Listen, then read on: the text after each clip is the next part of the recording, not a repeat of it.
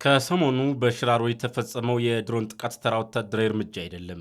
እሱ በቀጥታ መቀሌ ለሚገኙት የህወሓት አመራሮች የተላከ የወደፊት ዕጣ ፈንታቸውን የሚወስን ከባድ መልእክት ነው። ለመሆኑ ይህ የሰሞኑ የሽራሮ ጥቃት ለህወሓት ምን አይነት መልእክት ይዟል? የፌዴራል መንግስቱስ በፕሪቶሪያው ስምምነት ላይ የትኛውን ቀይ መስመር ነው ያሰመረው? ዛሬ እውነታውን መሬት ላይ ካሉ መረጃዎች ጋር እንፈትሻለን። የመጀመሪያውና ህወሓትን እጅግ በጣም ያሰጋው መልእክት የመረጃ የበላይነት ነው። ሽራሮ ላይ የተመታው ኢላማ በዘፈቀደ የተመረጠ አይደለም። በጣም በጥንቃቄ የሰው ኃይል ወይም ወታደራዊ ቁሳቁስ በሚንቀሳቀስበት ቅጽበት ነው ድሮኑ ጥቃቱን የፈጸመው። ይህ ለህወሓት ምን ይነግረዋል? የምታደርጉት ማንኛውም ስብሰባ፣ የምታንቀሳቅሱት ማንኛውም ታጣቂ ወይም የምትደብቁት ማንኛውም ከባድ መሳሪያ ከኛ የሳተላይትና የድሮን እይታ ውጭ አይደለም የሚል ነው። ጥቃቱ መሬት ላይ ያለውን ኃይል ብቻ ሳይሆን የህወሓትን የምስጢር መረብ ጭምር ነው ያፈረሰው። የትም ብትሆኑ የትም ብትሸሸጉ ማየት እንችላለን የሚል አስፈሪ የስነ ልቦና መልእክት አለው።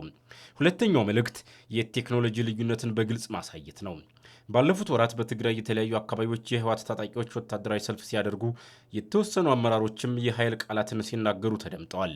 ነገር ግን ይህ የሽራሮ ጥቃት ያንን የኮንፊደንስ ድባብ በአንድ ጀንበር ቀይሮታል። ዘመናዊ ጦርነት በሰው ብዛት አይወሰንም። ህወሓት ምንም ያህል ታጣቂ ቢያሰልፍ ሰማዩን መቆጣጠር ካልቻለ መሬት ላይ ያለው ሰራዊት በቀላሉ ሊመታ እንደሚችል የሰሞኑ ክስተት በተግባር አሳይቷል። ይህ ጥቃት ለህወሓት ታችኛው ታጣቂ ጭምር ጦርነት ቢነሳ መከላከያ የላችሁም የሚል የሞራል ስብራት የሚፈጥር መልእክትን ያስተላለፈው። ወደ ዋናው ፖለቲካዊ መልእክት ስንመጣ የፕሪቶሪያው ስምምነት ቀይ መስመር አለው የሚል ነው። የፌዴራል መንግስቱ ለሰላም ሲል ታግሷል። ነገር ግን ያ ትዕግስት ገደብ የሌለው እንዳልሆነ በሽራሮ ድሮን አረጋግጧል። እንደ መረጃዎች ከሆነ ትጥቅ የመፍታቱ ሂደት መጓተት፣ እንዲሁም ከሰላም ስምምነቱ ውጭ የሚደረጉ ወታደራዊ ልምምዶችና የቅስቀሳ ስራዎች የፌዴራል መንግስቱን ትዕግስት አስጨርሰዋል። ይህ ጥቃት ለህወሓት አመራሮች የተሰጠ የመጨረሻው የቢጫ ካርድ ነው። መልእክቱ ግልጽ ነው። የፕሪቶሪያውን ስምምነት ሙሉ በሙሉ ተግብሩ፣ ትጥቅ ፍቱ፣ ህገ መንግስታዊ ስርዓቱን አክብሩ፣ አለበለዚያ ግን ምርጫው የሰማይ ላይ እሳት ነው የሚል። የሽራሮ የድሮን ጥቃት መልእክቱ የደረሰ ይመስላል። ምክንያቱም ከጥቃቱ በኋላ ያለው የሰላምና የዝምታ ድባብ ብዙ ነገሮችን ይናገራል።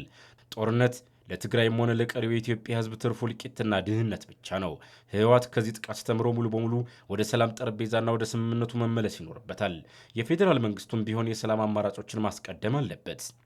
አንዳንዶቹ ጦርነትን በቃላት ያቅዱታል፣ በፉከራና በደረት መምታት ያጅቡታል። ነገር ግን የዘመናዊ ዓለም ጦርነት ከቃላት በላይ በሰማይ ላይ በሚያንዣብቡ ጥቁር ወፎች ይኸውም በድሮኖች ይወሰናል። በአንድ ወቅት በትግራይ ምድር ላይ የተሰማው ያ የፉከራ ድምፅ በአንድ ድንገተኛ የድሮን ጥቃት እንዴት ሊከሽፍ ቻለ? አሁንስ በፌዴራል መንግስቱና በህወሓት መካከል ያለው ግንኙነት ወደ የት አቅጣጫ እየገሰገሰ ነው? የጦርነት ስጋቱስ ምን ያህል እውነት ነው? ታሪክን ወደ ኋላ መለስ ብለን ስንመለከተው የህወሓት ታሪክ ከብረት ከፖለቲካዊ ምፍክርና ከፉከራ ጋር የተሳሰረ ነው። በተለይም ከፌዴራል መንግስቱ ጋር በተፈጠሩ አለመግባባቶች ወቅት እኛን ማሸነፍ አይቻልም፣ የቀድሞ ኃይላችን አልደከመም የሚሉ ድምፆች በስፋት ይሰሙ ነበር።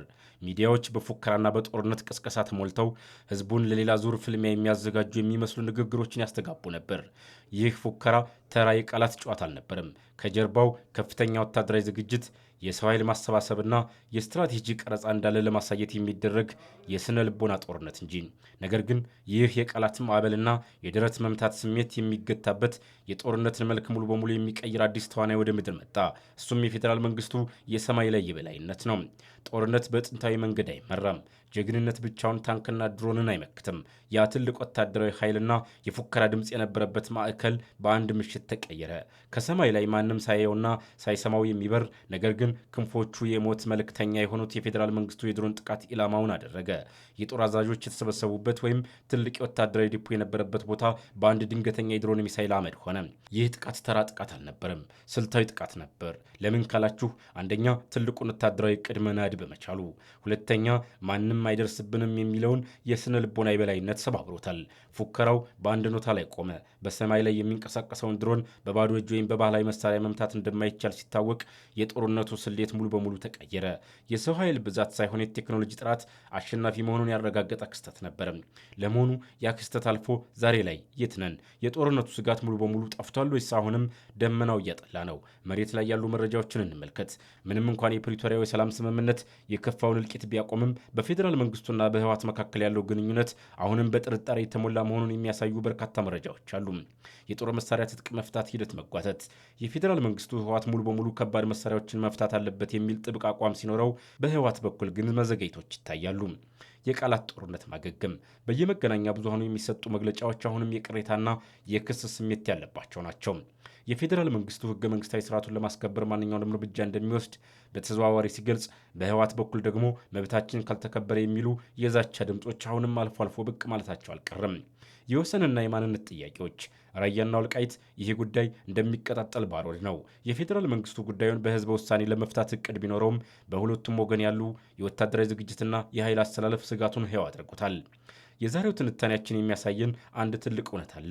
ፉከራ ጦርነት ሊጀምረው ይችላል፣ ነገር ግን ጦርነቱን የሚቋጨው ቴክኖሎጂና የስልጣን ሚዛን ነው። በአንድ ድሮን የከሸፈው ፉከራ ለብዙዎች ትልቅ የፖለቲካና የወታደራዊ ትምህርት የሰጠ ክስተት ነበር። ነገር ግን የኢትዮጵያ ህዝብ ሌላ ጦርነት የመሸከም አቅም የለውም። ድሮን የጥፋት መሳሪያ ብቻ ሳይሆን የሰላም አማራጭ ሲጠፋ የመጨረሻዊ ማስገደጃ መንገድ ሊሆን ይችላል። ዋናው ቁም ነገር ግን ከጦርነቱ ፉከራ ወጥቶ በጠረጴዛ ዙሪያ ላይ ሰላምን ማምጣት ነው። ፌዴራል መንግስቱም ሆነ ህወሓት ካለፈው ታሪክ ተምረው የህዝባቸውን እንባ የሚያብሱበት እንጂ እንደገና ወደ ባሩድ ጭስ የሚገቡበት ጊዜ መሆን የለበትም። እናንተስ ምን ታስባላችሁ? ይህ የሰሞኑ የሽራሮ የድሮን ጥቃት የህወሓትን አካሄድ ቀይረዋል ወይንስ ግንኙነቱን ይበልጥ ያሻክረዋል? አስተያየታችሁን ኮሜንት ላይ ጻፉልኝ። ቪዲዮውን ላይክና ሰብስክራይብ ማድረጋችሁን እንዳትረሱ። በሚቀጥለው ትንታኔ እስከምንገናኝ ሰላም ቆዩን።